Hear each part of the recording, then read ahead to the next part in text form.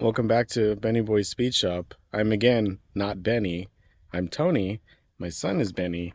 Let's walk around and see the updates of all the stuff that we've been working on so far. Here's the C10. Bed is on. Was going to use that for the fuel fill. That actually still has the hole cut out for the other one right there. Again, I haven't bolted it on. I was going to put a fuel tank back here. Scrap that idea. The actual tank is over there. This is the Turbo 350 that's going to go into this truck. That's an SM465 that I got for like $100.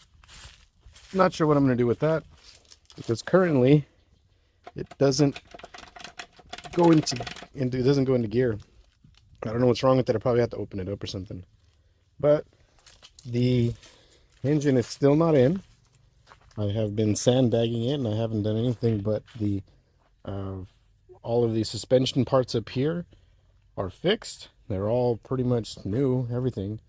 I have to put in those engine mounts and the engine mounts that are right there. Those ones I have to put that together onto the engine once we put everything on there. I do have filler plates for this right here. If you can tell, this square right here is where the wiring used to go through. But I'm not going to use that one. I'm actually going to send the wiring over here because I'm going to move the fuel fuse panel from inside of the truck. I'll show you. It used to be right here in that little spot right there. But I'm going to be going with this Speedway wiring harness. And we're going to be putting that one into the glove box over there. So then I can just shoot it straight over there. There's the gauge panel and all the original crusty wiring and everything, and I'm not going to be using any of that stuff. I actually got some glow shift gauges for this truck. I already put them all together and everything. I'll show you guys later on. Hopefully everything's good. This steering wheel is gross. Probably need to get a new one. Or actually, it still works. It'll be fine.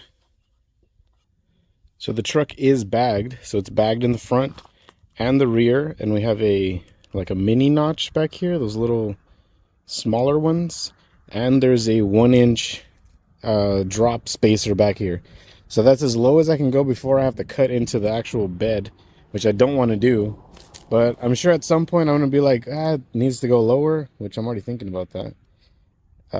But because look, this is as low as it goes. Right now it's aired out, and I feel like I could go lower, but I don't know. I need to finish the truck I need to get it running. That's what I need to do. I need to get it running first.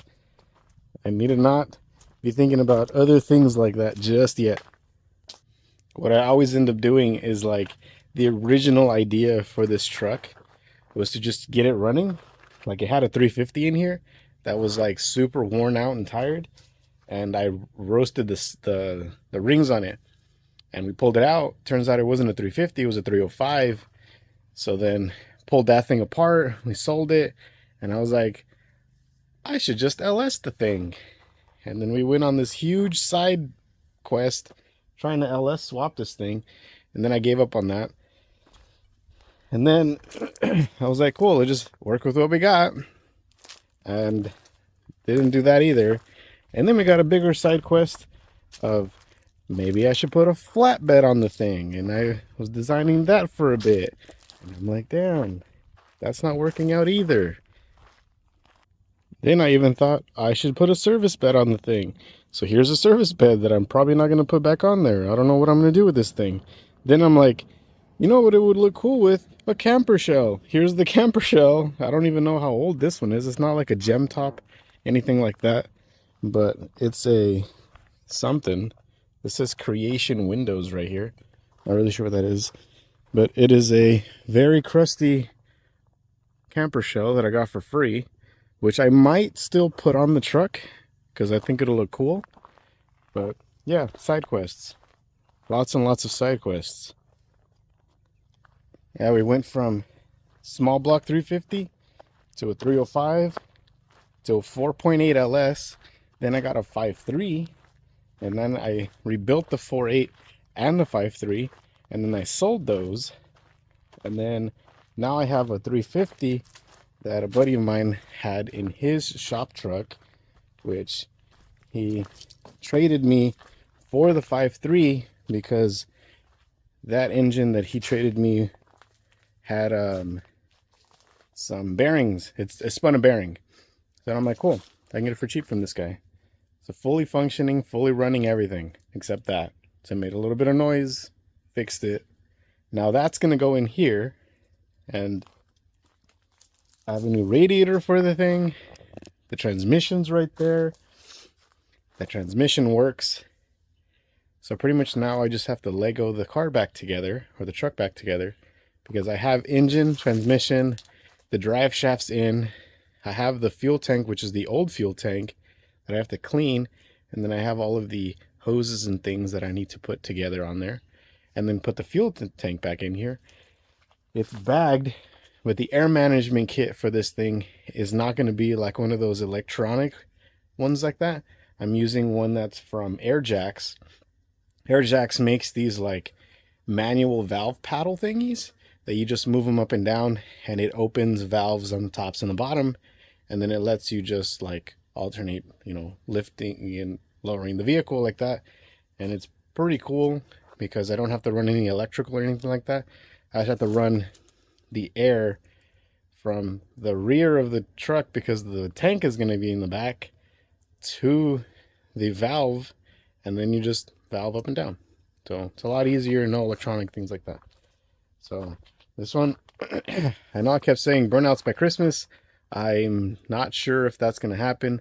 Also, we're going to be moving, not me physically moving, but we're going to be moving the truck, because this is at my parents' house, and we're going to be probably moving it over to my house, where we didn't have any place to put the truck in the first place, which is why it's underneath this tree here. We are going to put it over there because I'm going to be pouring a piece of cement over there that's 14 by 30, and this truck is like 18 feet long, so it'll fit in that pad. I have a little tool shed right there. I'll move all my tools in there, and then we'll be able to work on it more regularly, because it's kind of hard to get over here all the time. Big old mess and stuff like that. Damn, there's a lot of flies over here. So why has this truck taken me so long? I've been working on this thing for like 3 years. Probably like 2 or 3 years, something like that. So originally, it was going to just be fix the engine, fix some wires, get it running, and that just cascaded into a whole bunch of other things that we needed to fix. So first off, the engine was super old and tired. And then once we started getting into the engine, I noticed that the carburetor was all messed up. Then there was a bunch of engine things. And then I looked at the harness, the wiring was all trashed. And then I started looking at the steering, and the steering was just complete garbage too. And then the ball joints hadn't been greased since 1970 when the thing was built. I'm guessing there was like, well, right now the frame is pretty clean. It's dusty right now, but it's pretty clean. And there was cement in it, like in between the frame rails, there was like cement in it. And it was just, the guy who had it, like, I don't know if he bought it used or what happened with him, but it was an older gentleman who used to use this to just drive trash back and forth. So the bed, when we first saw the truck, was just piled up to about roof level with just trash. And then we got the truck for $500 from the guy, and then we cleaned stuff up, and he just neglected the hell out of this thing.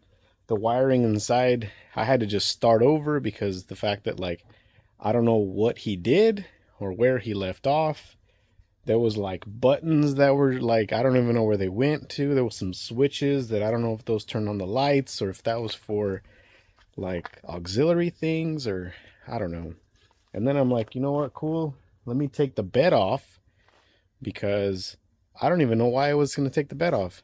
I just thought, I'm going to take the bed off to put the fuel tank back there. I was like, cool, let me just take the bed off so I can be easier. I took the bed off. The whole drive shaft is just trashed. The transmission was already slipping. And then I got a posi diff for the thing. And once we got the posi diff on there, then I'm like, cool, We're going to be able to, smoke both tires.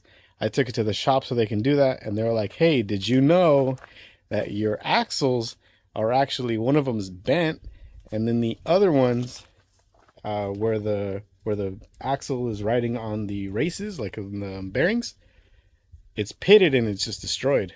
Like, cool, awesome. So we went with Quick Performance. I was gonna say they sent out, but they sent out new axles for the thing, so we have new 6 lug axles for it. Yes, I have 6 lug. I'm not gonna go 5 lug. So I have new 6 lug ones back there. It's a posi now. So then I'm like, cool.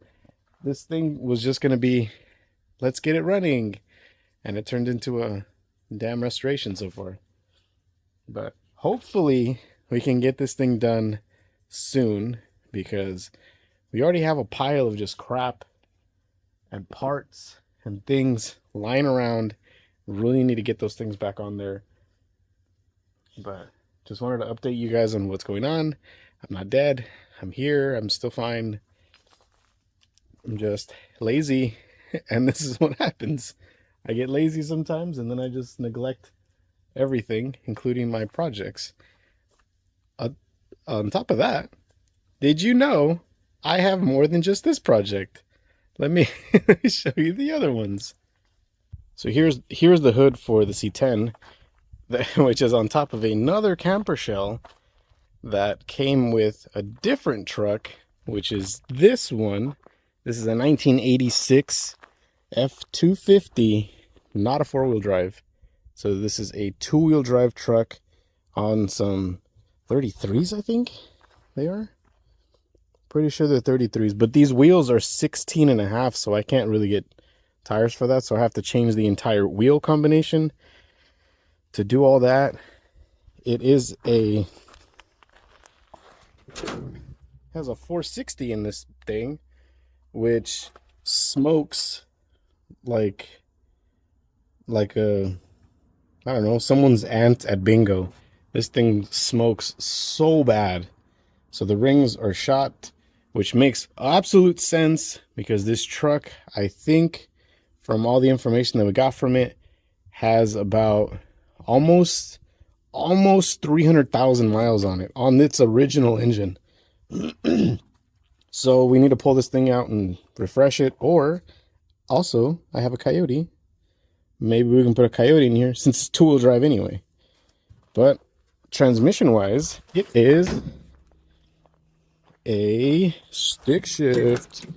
This thing has SM 465, I think. So pretty much this transmission is the same as that transmission that I have on the tree over there. But if you see here, it has a lot of miles, and this odometer already went over twice. So this is 255,000, almost 300 miles. It does start. This one actually runs. I'm not going to try it right now, because don't quote me on the fact that it runs, because it sort of runs. Not good. It does not run well. But the door actually, for it being that old, look, closes really good. So that's one project. This is my dad's truck. I need to fix this for him, because he really likes these ones. He likes these bullnose Fords. He used to have one that actually had a straight 6, and he loved the thing. And then he crashed it into some old lady who stopped in front of him with the brake lights that didn't work. So after he smashed into her, then, since it was a fuel injected one, it didn't really run that well after that. So he was all bummed out about it. We tried to fix it with other parts and other trucks and stuff like that. We got like 2 separate ones. We had gotten, his was brown, we got an orange one, and then we had a green one and a red one that were all parts trucks, and we tried to piece it together. We ended up calling the truck Patches for a while, and it just never ran right. So he just ended up scrapping the truck, and then we found this one on Marketplace for $1,000 from some sketchy dude, and we ended up getting this one. The guy said that it was his. He didn't have the title. or he had the title. And then we started talking to him. Turns out that he bought it from some other dude who gave him the title, but that dude lost it. So there I go for like 6 months trying to track down the original guy to then go to the DMV and request a replacement title for this truck. So he requested the title, and then I had to drive like three hours north of here to go meet the dude to have him sign off all the paperwork. And he was like, man, I feel bad and this and that. So he gave me this camper shell. I don't know why that would make sense, but I got a camper shell out of the thing. So this camper shell that we showed you earlier, here, this camper shell was actually on this truck when that dude had it. And if you look, the bed is not the original paint color because this one was a service truck. He used to have a service bed on it. And then whenever he decommissioned it as a service truck, then he put this regular bed on it, and it was a white one. And he tried to make it work like that, and it sort of worked, but then it's a 460. This thing gets like terrible gas mileage. So this is another project that we have to work on. And I still have another one. The other one is this thing that you saw in the background right here. This is a 1952 Kaiser Manhattan. And I know some of you guys are going to be like, what the hell is a Kaiser? Exactly what I thought. So those same words. The front part of this piece right here is actually over here. This is the driver fender, the front nose, and all the stuff over here next to this gigantic agave that won't give us tequila. Anyway, here's the front nose for it, and I got a bunch of parts, including hoods over here. There's a bunch of like bumpers and panels and things like that, and a extra fender. This thing is very old, and it's not as easy to find parts for this thing. This thing, the original owner of the vehicle, he passed away. It was a friend of ours' grandpa. He died, and he left it to him. And my buddy was like, I don't know anything about cars. And I'm like, I am super interested in cars. And he said, cool, come and get it. It's yours. I said, cool, let me go get it. So now it's in my possession, and it is very trashed. The interior on this thing could be better, but it's not, because a possum lived in here for generations, and this was where her nest was. So when we first opened the truck, or the car, I mean, there was a giant tail that you can see right here. And I was like, dang, well, you're evicted, homeboy, so get lost. What I think is cool, the seats are this material like this. It's like a cloth type. This is wool, I think. Looks wool. And then the leather is like a snakeskin type of thing. And it's that over here too. And you would think like, well, somebody probably did that afterwards. No, this is the original interior for this thing. It was like some tweed and snakeskin. But there's no real aftermarket support for this. There is a club on Facebook, the International Kaiser Club. They have a bunch of resources for these things. One guy, the president, he has millions of parts for these cars, which I've been in contact with that guy quite a bit. He might be able to give me some stuff, but for the most part, this thing is probably just going to get an entire chassis swap. So I'm thinking putting it on a Crown Vic, and that would probably fix the majority of my issues, including the fact that these anything rubber up here is pretty much toast. And then that's kingpin axles. Kingpins are what they used to use before the advent of like spindles and control arms and stuff. Some bigger trucks still use these things, but very hard to find those things. And this suspension is so close so close to a Ford Crestline or like a shoebox, but it's just different enough that you can't use it, which is kind of annoying.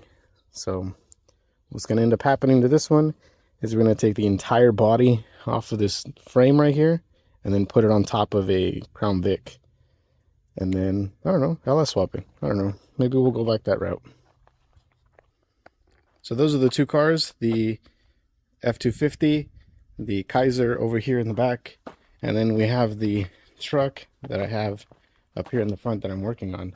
Here's actually the fuel tank to that truck. Still good shape.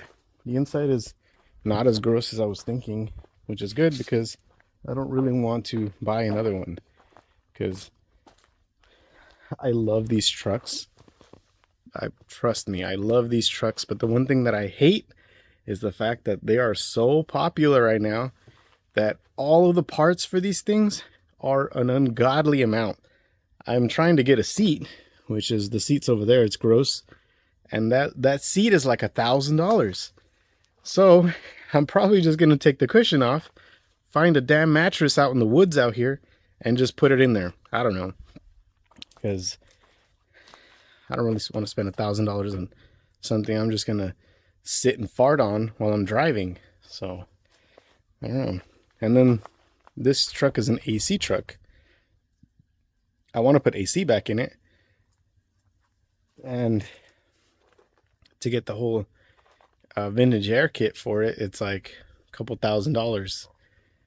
To put the fuel tank in the back, like the right one to do it, is, you guessed it, $1,000. And if I want to lay the frame on the front as far down as I can get some control arms that are specifically designed for that application. So I can put the airbags in the middle and it slams the front down. How much do you think those are? Fucking $1,000. I want to get like a specific wire harness for this thing. $1,000. Why is everything $1,000? Like, trying to do it as cheaply as I can because I'm a broke boy and I don't want to spend that much money. I just want to have a cool truck. Like, that's all I want. I want this thing to drive, to take me to work, and just be cool. And, well, I guess at some point we'll do that. Hopefully it's within this year. I think this next week we're going to be pouring cement over there. I don't know if I'll take you along with that. And then we'll car dolly this thing over there, and then we'll start, like, working on all the rest of the stuff, including the wiring, putting the engine in, changing a few things, and making it run and good. So, yeah. Thanks for listening to my ramble. People had told me, you know, you should just be yourself on these videos. I'm weird. So, to that person who told me that I should just be myself, you can blame them. Because, fine, I'll be myself. I am annoying sometimes. I talk a crap ton about cars to everybody around me. And I'm a therapist. So, people at my work don't care about cars. So, I'll use this to talk about all my car stuff. So, thank you for listening. Thank you for coming along. I'll see you on the next video where we try to move this truck over there and then start working on the electrical, which I am not excited about. But we'll see you then. We'll see you later. Damn, this thing's gonna be nice. Someday. Someday.